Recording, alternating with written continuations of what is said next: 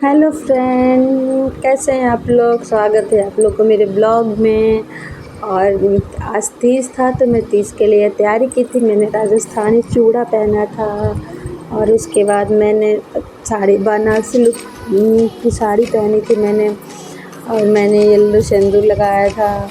मुझे ये साड़ी बहुत अच्छी लग रही थी मुझ पर। मैंने पहली बार पहना था ये साड़ी, ये मैं लेके रखी थी तीज के लिए ही। बहुत सुंदर लग रहा था ये साड़ी मुझ पे। इसकी कलेक्शन बहुत अच्छी थी। मैंने गर्पित वाली में से लिया था, बहुत अच्छा था। फिर हम लोग में पूजा वूजा करके मंदिर गए। मंदिर में बहुत ज़्यादा भीड़ थी, बहुत ज़्यादा भीड़ थी मंदिर में। पंडित जी भी नहीं दिख रहे थे, सब लोग कथा सुन रहे थे। फिर हमने भोलेनाथ की पूजा की। उसके बाद फिर सब देवता, मतलब वहाँ पे बहुत सारे भगवान हैं, राम लक्ष्मण हैं और दुर्गा माँ हैं, ठाकुर जी हैं, पार्वती मैया हैं, गणेश जी हैं। मतलब वहाँ पे सारी देवता हैं, सब लोग हैं, भोलेनाथ भी हैं। तो हम लोग वहाँ पे पूजा करके, पहले पूजा किया हमने। उसके बाद फिर हमने कथा सुना। वहाँ पे कथा भी हो रही थी। हमने इतनी भीड़ थी कि पंडित जी की कथा ही नहीं सुनाई दे रहा था, पंडित जी क्या कह रहे हैं। फिर पंडित जी को माइक लगा लेनी थी ना, पंडित जी ने माइक भी नहीं लगाया था, कथा समझ में आ ही नहीं रही थी। फिर भी हम लोगों ने कथा सुना उनका बैठ के। बहुत सारी लेडीज़ थी, बहुत ज़्यादा भीड़ भी था।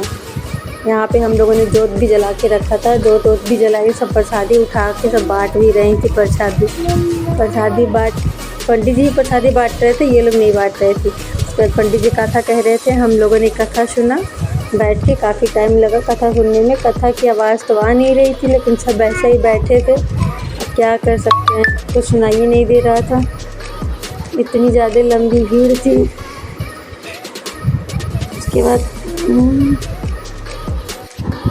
उसके बाद बाबू वहाँ पे घूम रहे थे। बाबू हर जगह अपना घर ही समझ लेते हैं, उनको बस कहीं भी खेलने के लिए जगह मिल जाता है।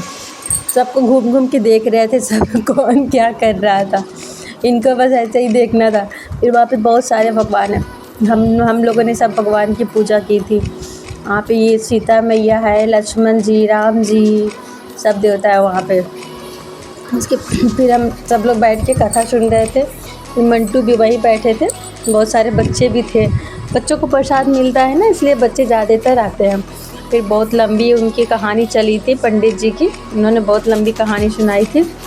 हमने उनकी कहानी मतलब अच्छे से सुन रहा हुआ तो अच्छे से सुना रहे थे, बट हमारे पल्ले नहीं पड़ा था, क्योंकि वो थोड़ी सी दूर पे बैठे थे। भीड़ भी बहुत ज़्यादा थी, आप लोग देख सकते हैं कितना भीड़ है वहाँ पे, बहुत भीड़ थी। उसके बाद फिर हम लोगों ने ज़्यादातर तो नहीं सुना, जितना सुनाई दिया उतना सुन के मेरा मन था मैं दोबारा सुन लूँ, लेकिन फिर मैं सोची रहने देती हूँ, क्या दोबारा सुनना है।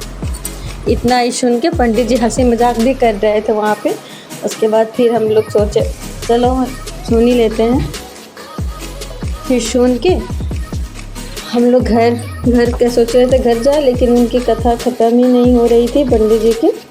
फिर सुबह की गुड मॉर्निंग होती है हमारी, रात तो कैसे कैसे निकल जाती है, फिर सुबह की गुड मॉर्निंग होती है। उसके बाद फिर मैं उठती हूँ, उठ के नहा धोवा के पूजा करके फिर मैं पकौड़ी बनाती हूँ। मुझे खाना था, अपना व्रत तोड़ना था, तो मैं पकौड़ी बना रही थी। कोई है भी नहीं, मैं अकेली हूँ। उसके बाद मैं छूने के लिए भी सामान निकाला था, आलू, आटा है, इसमें कंघी, तेल, मेहंदी, सिंदूर, बिंदी और ये ब्लाउज़ का पीस भी है, चूड़ी है। ये सारी चीज़ें पंडित जी को देनी होती है, दान करते हैं जब सारे श्रृंगार का सामान है लाते हैं पंडित जी को देने के लिए देते हैं। फिर मैंने बनाया था, फिर मैंने बनाया पकौड़ी बना के अभी पकौड़ी और देख के इतनी लालच आ रही थी मैं सुबह बाबू मेरा बहुत परेशान कर रहा था। सो गई, पकौड़ी चाय ये सब बना के मैंने पहले खा लिया। फिर मैंने बाबू को लंच बना के दिया था उनको लंच में खाने के लिए। कढ़ी बनाया था, दही बड़े बनाया हुआ था, लौकी की सब्जी।